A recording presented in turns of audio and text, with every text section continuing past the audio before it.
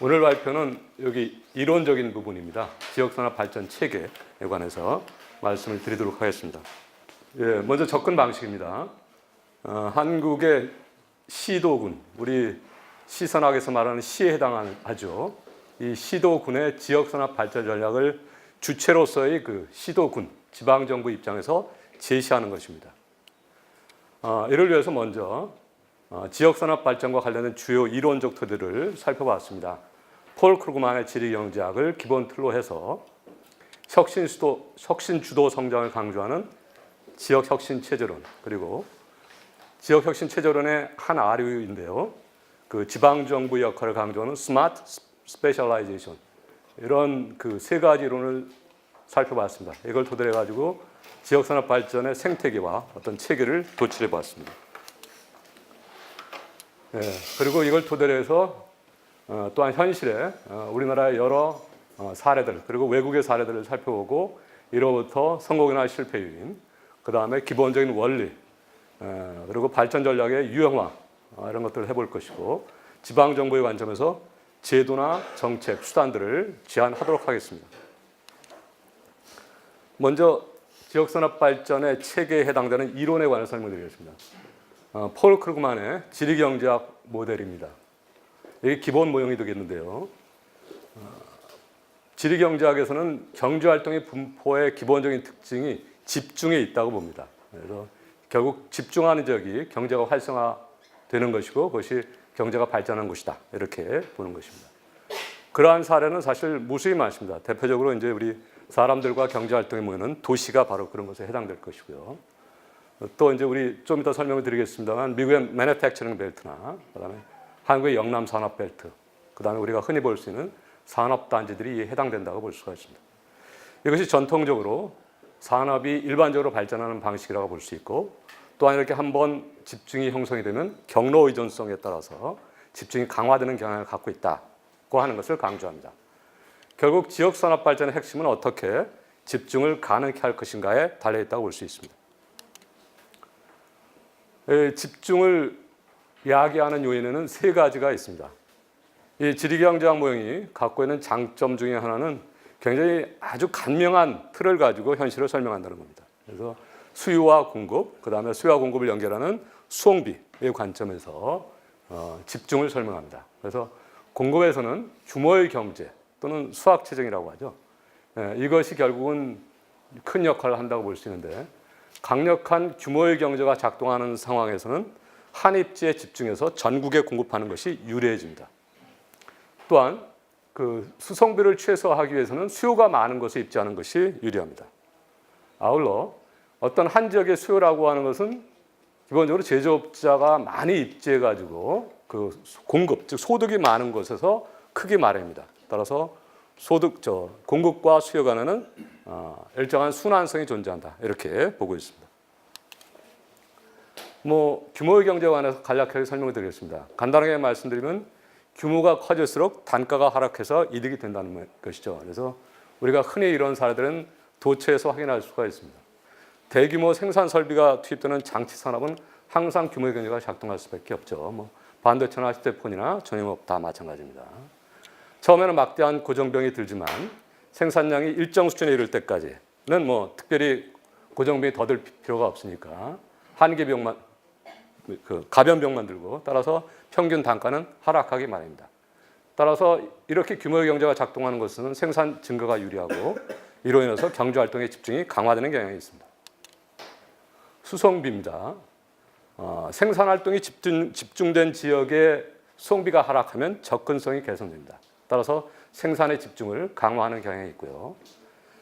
경제활동이라는 것이 기본적으로 공간을 배경으로 이루어지는 것이기 때문에 거리에 따라 다르게 발생하는 수송비가 주요한 경제 고려 요인이 되고 있습니다. 또한 수송비 자체에 규모의 경제가 작동합니다. 철도나 항만이나 이와 같은 것들은 기본적으로 막대한 고정비용, 초기 투자가 필요합니다. 따라서 그리고 한번 투자가 이루어지면 상당한 임계 수준까지는 가변비용밖에 들지 않기 때문에 결국 이 자체가 규모의 경제가 작동돼서 결국 많이 활용하면 할수록 좀 활용하는 데 따른 소위 이용료가 떨어지는 그런 경향이 있고, 그로 인해서 더 많은 집중을 가능케 할 수 있다, 이런 것이죠.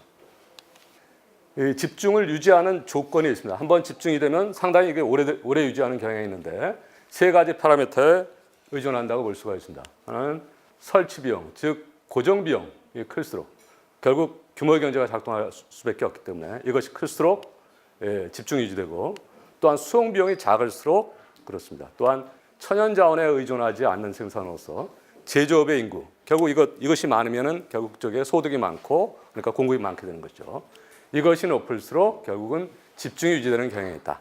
그래서 한번 집중이 이루어진 것은 그것이 굉장히 오랫동안 지속되는 경향이 있고, 그런 것들을 가지고 크레그만은 History matters, 역사가 중요하다 이렇게 얘기하고 있습니다. 크레그만은 그 규모의 경제가 작동하는 범위를 세 가지로 봅니다. 아주 큰 범위, 그 다음에 중간 범위, 그 다음에 작은 범위. 아주 큰 범위에서 해당되는 대상은 좀 이따 설명하게 되는 매니팩처링 벨트고, 중간 범위는 도시에 해당됩니다. 그리고 가장 작은 수준이 도시보다는 좀 작은, 사실 도시라는 것도 워낙 규모가 다양하기 때문에 일률적으로 얘기할 수는 없지만 우리가 흔히 말하는 대도시보다는 좀 작은 그런 규모에 해당된다 이렇게 볼 수 있는데, 그 작은 규모에서의 그 규모의 경제가 작동하는 그런 지역을 우리가 이 지역화라고 하는 것은 특정 산업이 특정 지역에 집중하는 현상, 따라서 해당 지역의 관점에서 보면은 특정 산업에 특화하는 것이라고 볼 수가 있습니다. 이것이 우리가 흔히 얘기하는 클러스터에 해당됩니다. 이 지역화 현상이라고 하는 것은 산업혁명 이래의 산업화 과정에서 드러나는 두드러진 특징 중에 하나입니다. 많은 학자들이 관심을 뒀고, 특히 알프레드 마샬 같은 사람들이 많은 관심을 뒀던 분야입니다. 이 지역화에는 역시 또한 세 가지 요인들이 작용합니다. 하나는 레이버 마켓 폴링, 그 다음에 그 산업에 고유한 인터미디어트 굿즈, 중간재, 그 다음에 knowledge spillover입니다. 지식 파급, 이렇게 세 가지가 될 수 있는데, 이 세 가지는 기본적으로 규모의 경제라고 하는 것을 내부 규모의 경제와 외부 규모의 경제, external과 internal로 본다고 한다면 external economies of scale, 외부 규모의 경제에 해당되는 것입니다. 세 가지를 하나씩 살펴보겠습니다. 레이버 마켓 폴링입니다. 숙련된 노동자나 기업이 한 곳에 집중하는 게 이득이 된다는 겁니다. 그래서 기업의 입장에서 보면 가령 AB와 AB 두 지역이 있고, 여기에 갑과 을이라고 하는 두 기업이 있고, A와 B 지역에 각각 100명의 노동자가 있는 그러한 경우보다 이 두 지역이 합쳐서 두 개의 기업이 200명의 기업을 같이 가지고 있는 것이 유리하다는 겁니다.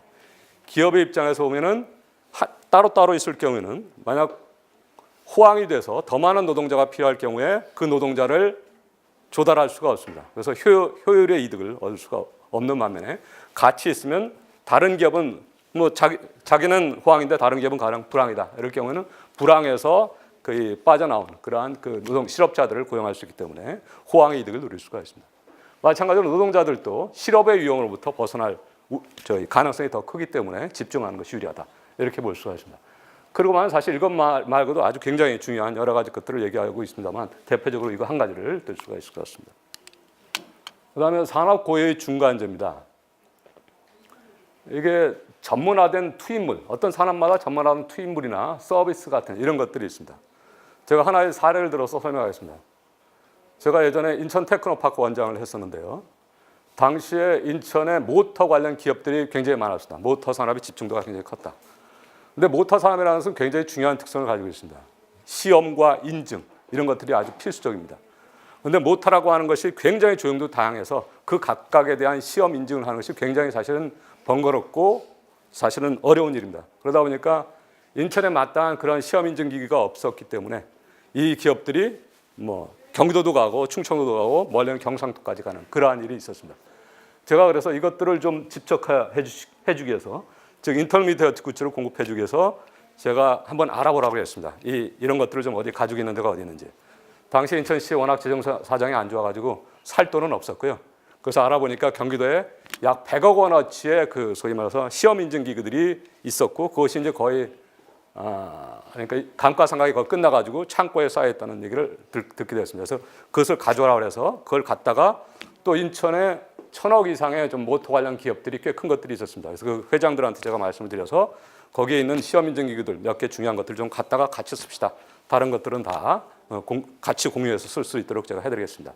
이렇게 해서 결국 시험 인증에 관한 아주 많은 그러한 기기들을 인천 테크노파크에 확보할 수 있었고 그것을 통해서 기업들이 멀리 가지도 않고 또한 여기 와서 이것을 한꺼번에 했으니까 똑같은 기기를 많은 그 기업들이 수요해서 쓰게 됨에 따라서 그 소위 수수료가 훨씬 더 낮춰질 수가 있습니다. 이걸 통해서 더욱 많은 기업들이 여기에 입지할 수 있었다. 이렇게 말씀드릴 수가 있습니다. 이런 것들이 바로 인터미디어트 굿즈의 역할이다. 이렇게 보시면 되겠습니다. 그 다음 정보 파급입니다. 뭐 여러분들 잘 아시다시피 기업들이 모이게 되면 뭐 상호간에 거기에 종사하는 그 노동자들, 근로자들이 뭐 일을 하다가 어떤 어려움에 봉착했을 때 하다못해 점심시간에 주변에 있는 그 식당에 가서 관련된 기업의 그 노동자들과 같이 만나서 얘기하다 보면 그런 것들을 해소할 수 있는 그런 길들이 굉장히 많습니다. 이것이 대표적인 날리지 스필로버에 해당되고 이런 것들은 사실 그 어떤 특허라고 보기도 어렵죠. 그래서 노하우나 암묵지 같은 것이지만 이걸 그렇다고 해서 중요하지 않은 것이 아니라 이것을 확보함으로써 생산성의 증가로 이어질 수가 있다. 이렇게 볼 수가 있고 특히 요즘과 같은 지식정보 기반사에서 중요성이 더 커가고 있습니다. 우리 시산학에서 굉장히 중요한 역할을 할 수 있는 그런 부분이라고 생각합니다. 몇 가지 사례를 좀 드리겠습니다. 첨단 기술 클러스터에 관한 것인데요. 여러분들 잘 아시는 실리콘밸리나 루트 128 같은 건데 이 첨단 그 기술 클러스터는 과연 다른 클러스터, 다른 지역화된 지역들과는 다른가라는 관점에서 그러고만은 이렇게 얘기합니다. 선지적 관료들의 초기 역할, 뭐 그때 상당한 그 대학이나 이런 그 뭐 주정부 이런 역할들이 있었는데 선지적 관료들의 초기 역할이 상대적으로 이때는 중요했다. 그런 특성이 있다. 이렇게 볼 수가 있고요. 결국 지식 기반 신성장 산업에서 특히 선적 관료의 역할이 중요하다는 것을 시사하는 것입니다. 서비스업에 관해서 잠시 말씀드리겠습니다. 사실 서비스업에 관해서는 거의 얘기를 하지 않고 있는데 우리 서비스업이라고 하는 것은 크게 두 가지 부류로 나눌 수가 있죠. non-tradable 서비스하고 tradable 서비스. 그러니까 동네에서 이렇게 구입할 수 있는 그런 서비스는 non-tradable이고 멀리까지 가서 그치 구입해야 되는 그런 것들은 tradable 서비스라고 볼 수 있는데 결국 이제 우리 문제가 되는 것은 tradable 서비스죠. 대표적으로 금융업 같은 경우를 보면 사실 런던이나 뉴욕이나 싱가포르나 동경 같은 데에 집적해 있습니다. 결국 그것을 집적을 가능하게 했던 요인이 무엇인가 이렇게 살펴보면 결국 Information Telecommunication Technology 그러니까 IT 기술의 발전이 그것을 획기적으로 가능하게 됐다. 신속하고 신뢰할 수 있게 이렇게 이루어졌었고 그것이 또한 금융적 차원에서도 그런 시스템에 갖춰졌던 이런 것들이 결국은 그 서비스업의 일종의 집중이죠. 이것을 가능하게 했다. 이렇게 볼 수 있고 이것이 마치 제조업에서는 이 수송비가 했던 역할과 비슷한 역할을 한 것이다. 이렇게 볼 수가 있습니다. 따라서 서비스업도 그 업종에 따라서 그러한 중간적인 역할을 할 수 있는 그러한 것들이 있을 것이다. 이런 것입니다. 지리경제학 모형에서 지역산업 정책에 관해서 얘기를 하고 있습니다. 사실 지역산업 정책이라고 하는 것은 소규모 지역순에서 이렇게 이루어지는 것인데 사실 정통 경제학에서는 지역산업 정책에 대해서 좀 이렇게 긍정적이지는 않습니다. 그런데 크루그만 같은 경우는 자기완결적 기대, self-fulfilling prophecy에 근거해가지고 지역 발전의 요기에 일정하게 부합할 수가 있다. 즉 지역산업 정책도 일정하게 기여하는 부분이 있다. 긍정적인 면을 평가하고 있습니다. 그리고 미국에서도 지역산업 정책이 일정하게 기여를 했다고 보는데요. 대표적으로 에크론 같은 도시를 얘기합니다. 이게 고무산업이 발전된 곳인데 사실은 크루그만의 할아버지가 에크론 여기서 고무산업 노동자로서 첫 발을 디딥니다. 미국에서. 원래 이제 폴란드계 유태인인데 여기 와서 처음 자기 할아버지가 일자를 잡고 그 이후에 이제 자기가 정착하게 되는 그런 게 있습니다. 자, 이제 두 번째 이론 체계로서 지역 혁신 체제를 말씀드리겠습니다. 지역 혁신 체제라고 하는 것은 특정 지역을 공간적 대상으로 해서 지식과 기술의 상호 학습을 통해 가지고 혁신을 창출하고 이를 통해서 지역 발전을 추구하는 그런 체제입니다. 일종의 혁신주도 모형이다 이렇게 볼 수 있고 목표지향적이고 의도적이고 또한 압축적으로 지역 산업 발전을 촉진하는 데 주목하고 있습니다. 지식 기반의 신성장 산업에서는 더욱더 이런 것들이 중요하다 이렇게 평가가 되기도 합니다.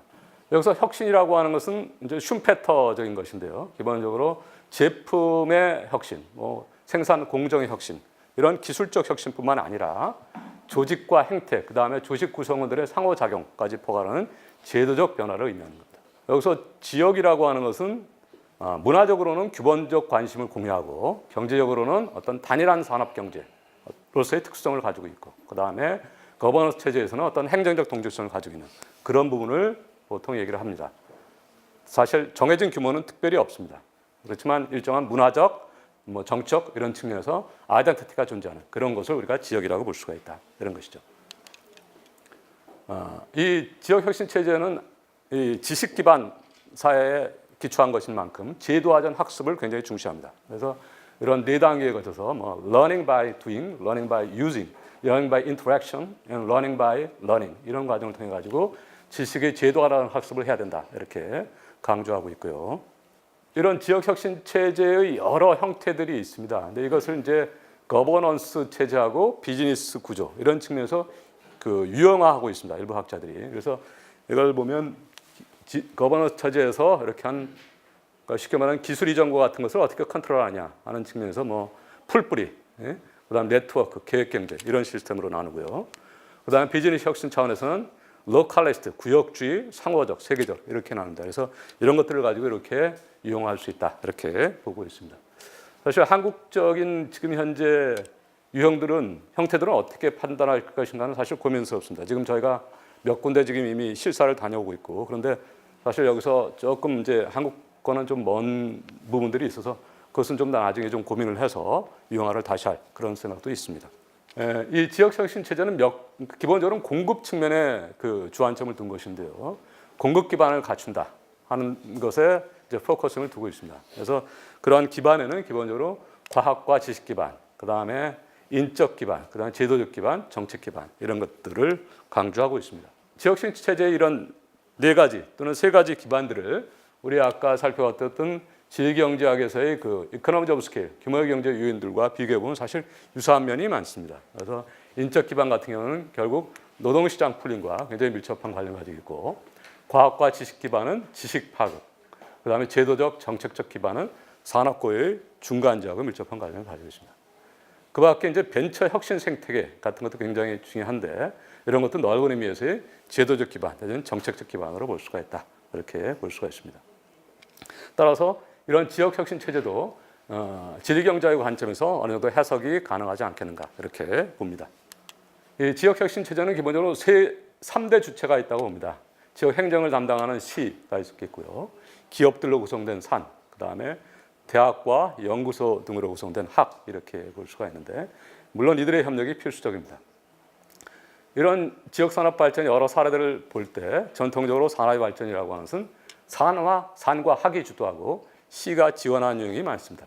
하지만 최근에 어떤 지식 기반 산업 이런 것들의 육성을 통해 가지고 혁신 주도 발전하는 경우에는 시 역할이 주도적으로 되는 경향이 있습니다. 그래서 이것이 곧 지리경제학에서 말하는 선지적 관료로서 역할에 해당된다. 이렇게 여기 지역혁신 체제에 지역혁신 생태가가 있습니다. 기본적으로 여기는 지식을 창출하는 그런 지식 생태가 있고 지식을 활용하는 비즈니스 생태가 있고 이것들을 중간에서 연결하는 플랫폼에 있습니다. 그래서 이 3가지로 연결된 것이 지역혁신 생태계라고 볼 수 있는데 개념화하면 이렇습니다. 결국 이 부분이 결국 시가 해야 될 그러한 역할이다. 이렇게 볼 수가 있습니다.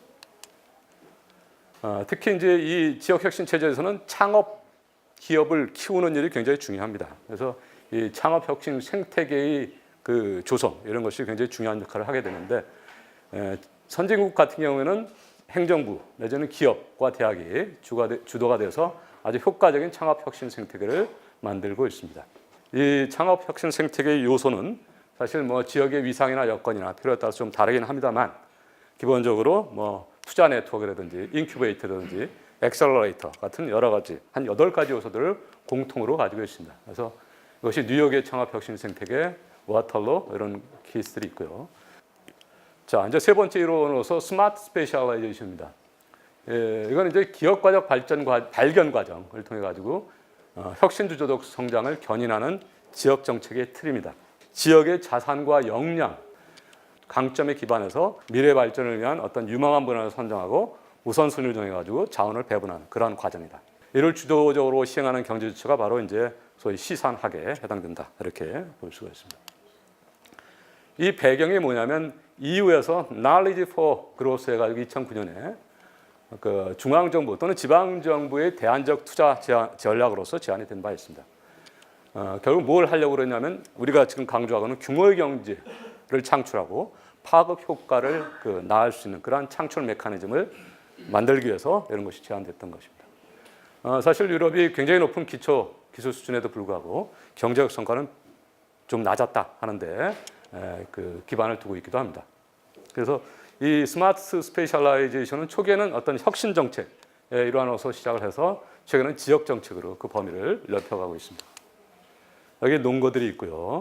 그다음에 특징은 굉장히 그 수평적 네트워크를 강조하는 것이고 창의성을 정책에 연결시키는 그런 시도가 굉장히 강합니다. 그래서 여기서는 특정 산업을 선별한다기보다는 핵심 기반 기술이나 분야를 선별해서 이를 기존 산업에 적용하거나 산업 간의 융합 등을 통해서 예산 지원의 효율성을 제고하려고 합니다. 이 스마트 스페셜라이제이션을 지역 산업 정책에 적용하는 겁니다. 최근 이제 이 지역 정책의 패러다임이 좀 바뀌고 있습니다. 과거에는 이제 지역 간의 자원을 배분하는 어떤 소극적이고 하향적인 차원이었다고 한다면 최근에는 적극적이고 지역의 경쟁력을 강화하는 쪽으로 변하고 있습니다. 그리고 또한 외부의 투자를 끌어들이는 것보다는 내부의 자산과 자원을 어떻게 활용할 것인가 하는 쪽으로 변화되고 있습니다. 또한 그 지역 정책의 추진 주체도 과거 이제 중앙 정부에서 점차 이제 지방 정부로 전환하고 있다 이렇게 볼 수가 있습니다. 이 패러다임의 변화고요. 추진 방식은 한 6가지 정도 이렇게 그 단계를 밟아서 보통 적용을 합니다. 이 로드릭이라는 사람이 이제 이 분야에 굉장히 큰 역할을 했는데 이 스마트 스페셜라이제이션은 이제 신산업 정책이라는데 이제 그 적용을 하고 있습니다. 그래서 이때 정부 역할이라고 하는 것은 단순히 재산권 보호라든지 계약이행 이런 것들을 넘어서 전략적이고 조정적 역할을 하는 그런 것에 강조점을 두고 있습니다. 이때 정부의 개입 분야라고 하는 것은 특정 분야라기보다는 기술인데요. 규모의 경제나 집적 경제가 있으면서 지원이 없으면 실패하는 기술, 이게 굉장히 중요한 부분이라고 보고 있고요. 산업 부문이라기보다는 신기술, 특정 훈련, 신제품, 서비스와 같이 액티비티에 중심을 두고 있습니다. 근데 사실 산업 정책은 추진하기 굉장히 어렵습니다. 공공 부문이 다 하는 것도 아니고 또 잘못 그 지원을 하다 보면은 부패와 지대를 추구하는, 렌트를 추구하는 그러한 우려가 상당히 큽니다. 그래서 민간과 공공의 전략적 협력이 굉장히 중요하고 정보 공유를 위한 민간과 공공의 협력 과정이 결과보다 중요하다 이렇게 지적을 하고 있습니다. OECD의 신산업 정책입니다. 기본적으로 로드릭의 개념에 근거하고 있고요. 발견 과정을 굉장히 중시하고 있고 그 상당한 고정 비용과 위험 부담이 사실 초기에 그 민간이 지기에는 어렵다는 겁니다. 그래서 그런 부분들을 공공 부문이 좀 담당해 주는 것이 필요하다 이렇게 지적을 하고 있습니다. 그래서 이것을 할 때 공공 부문이 할 일은 핵심 역할을 하는 민간 부분에 대해서 조건부 인센티브를 제공한다든지 공공 부문이 직접 어느 정도의 기업가자 역할을 수행해서 고위 정책 위반자, 뭐 시장이나 군수 이런 될 수 있겠죠. 정책 실험을 하고 어느 정도 실수는 불가피한 것이다 이렇게 보고 있고요. 과정의 축정을 마치고 있습니다. 여기 신산업 정책의 디자인이고요. 결국 스마트 스페셜라이제이션의 동학 구조인데 처음에 이제 기업가적 발견 과정을 통해서 시작을 해서 진입과 성장을 하고 그 다음에 이 진입과 성장 시에 굉장히 익스터널리티 규모의 경제가 굉장히 발휘된다. 이 부분이 굉장히 성장하는 그런 시기고 이걸 통해서 이제 전환이라든지 이런 등등의 구조적 진화를 하고 나가서 다시 어떤 정책적 통찰 단계를 거쳐서 다시 피드백하는 그런 과정으로서 이루어집니다. 자, 마지막으로 지역산업 발전의 전체적인 체계를 한번 정리를 해보도록 하겠습니다. 기본적으로 지리경제의 관점에서 접근할 수가 있고 그 지역 혁신 체제와 스마트 스페셜라이제이션은 이 틀 내에서 해석이 가능하다고 봅니다. 그래서 결국 지역 혁신 체제는 경제 주체들이 혁신을 통해서 지리경제에서 얘기하는 규모 경제를 강화하는 데 주안점을 둔 것이고 특히 중간 제공국과 정보 파급에 밀접한 관련을 가지고 있습니다. 스마트 스페셜라이제이션은 지역 혁신 체제의 한 부류로서 특히 혁신의 주체이자 선지적 관료로서의 지방정부의 역할을 강조하는 특징이 있습니다. 또한 여기에 지방정부가 수송비를 어떻게 하락시킬 것인가 하는 데도 관심을 가져야 된다고 봅니다. 이게 전체적인 틀입니다. 그래서 디맨드 사이드가 있고요. 여기 기본적으로 이거는 크게 보면 공급 사이드라고 볼 수 있습니다. 그 다음에 트랜스포테이션 코스트가 있고 시산학 3대 주체가 있습니다. 지역 혁신 생태계는 기본적으로 창업 혁신 생태계에 기초한다고 합니다. 창업 혁신 생태계가 창업부터 성장에 이르는 전 과정을 포함하고 있고 그 과정에서 관련된 학예 지식 창출, 그다음에 시의 지원 조정, 기업 가적 역할이 전반적인 산업 혁신에 밀접하게 관련되어 있기 때문입니다. 그리고 대부분의 혁신 주도 기관들이 창업 지원 기능과 더불어 똑같이 중소기업 지원, 그다음에 특화 산업 지원, 고용 지원과 같이 지역 산업 혁신을 위한 다양한 지원을 함께 실행을 하고 있습니다. 그래서 시산학 지역 혁신 생태계를 한번 그려봤습니다. 그래서 이것이 기본적으로 학이 주체가 되는 지식 생태계, 산이 주체가 되는 비즈니스 생태계, 그다음에 시가 있습니다. 그래서 결국 이런 기능들 여기에 이제 비즈니스 생태계의 이 부분들인데 이런 인큐베이터나 엑셀러레이터나 공동 작업관 이런 것들이 결국은 누구의 지원에서 이루어지는 거냐면 시의 지원에서 이루어지는 그런 것이다. 이렇게 보면 됩니다. 그래서 여기 지원기관에 여러 가지 혁신 주도 기관들도 있고 뭐 지원기관 많은데 이런 것들이 이제 사실은 외국의 경우를 보면 형태가 다양합니다. 개발공사 형태로 된 뉴욕 같은 경우도 있고 혁신센터의 스타일도 있고요. 그다음에 공동형 인큐베이터 형태도 있고 이게 오하이오의 영스탄 케이스고 혁신 네트워크 이런 스타일도 있고 그런데 사실 한국에는 이걸 누가 할 것이냐 이런 것이 지금 현재 관심입니다. 그래서 뭐 제가 있었던 테크노파크 같은 것이 아마 유력한 대안이 아닌가 이렇게 생각해 보는데 앞으로 좀 고민을 좀 해보도록 그렇게 하겠습니다. 마지막으로 이제 3대 주체의 역할인데요. 시는 기본적으로 지원, 조정, 그 다음에 기업 가적 발견 과정, 그리고 선적 관료로서의 역할을 한다고 보면 되겠습니다. 그래서 지역 발전의 주체로서 책임과 권한을 행사해야 되고 고정비용과 위험 부담이 크니까 민간의 어떤 개발을 할 경우에는 이거에 대해서 어떻게 인센티브를 부여할 것인가에 대해서 고민을 해야 되고 기업 과정 발견 과정에 직접 참여해야 된다고 봅니다. 그래서 고위 정책 위반자가 정책 시행을 하고 시행착오를 감사할 각오가 되어 있어야 된다고 봅니다. 그다음에 과정에 초점을 맞춰서 민간이 새로운 기회를 창출할 수 있도록 민과 관 간의 자기 발견 과정이 굉장히 중요하다 이렇게 봅니다. 그다음에 지역 산업 발전을 기획하고 제도적, 물적, 재정적 기반을 토대로서 이 시산학 3주체 간의 협력을 유도하고 협력 네트워크를 조성하는 역할을 해야 된다고 합니다.